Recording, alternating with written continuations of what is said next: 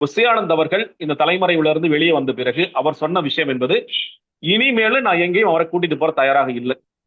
இந்த மாதிரியான பரப்புரை கூட்டங்களை கேன்சல் பண்ணுங்க. நான் போறேன். ஏன்னா நீங்க என்னதான் ஜான் ஐடியா கொடுத்தாலும், இல்ல ஜான் வந்து புஷி ஆனந்த் விரட்ட ட்ரை பண்ணாலும், மாதவ ஒரிஜினல் புஷி ஆனந்த் விரட்ட ட்ரை பண்ணாலும், புஷி ஆனந்த் இல்லாமல் ஒரு ஊரிலாவது ஒரு கூட்டம் நடக்குமா என்றால் நடக்கவே நடக்காது. அவர் தான் சொல்லணும். எந்த மாவட்ட செயலர் இருந்தாலும் கூப்பிட்டு, நீ இந்த வேலையை பாரு, இந்த பேனர் வை, நீ இந்த போலீஸ் ஸ்டேஷனுக்கு போ, நீ இந்த எஸ்பிட்ட போன்னு அவர் தான் சொல்லணும். அவர் இல்லாமல் நடக்காது. அவர் ரொம்ப தெளிவா சொல்லிட்டாரு. இனிமேல் இந்த கூட்டத்துக்கு போறது கூடி போற தயாரில்ல. ஒரே ஒரு காரணம் தான், நீங்க யாரும் மாட்டல. மேடல் ஏற நீங்க பேசுற விஜய் மாட்டல, ஐடியா போட்டு கொடுத்த ஜான் மாட்டல, இந்த கூட்டத்தை தொடரணும், கண்டிப்பா நடத்தியாகணும்னு சொன்ன ஆதவ ஒரிஜினா மாட்டல. சிக்கனவர்லாம் யாருன்னு கேட்டீங்கன்னா மதியழகன், இதே மாதிரி புஷி ஆனந்த், சீடர் நிர்மல்குமார். அப்போ அவருக்கு சீடர் நிர்மல்குமார், அப்ப அவருக்கு சுத்தமாக இதில் விருப்பம் இல்லை.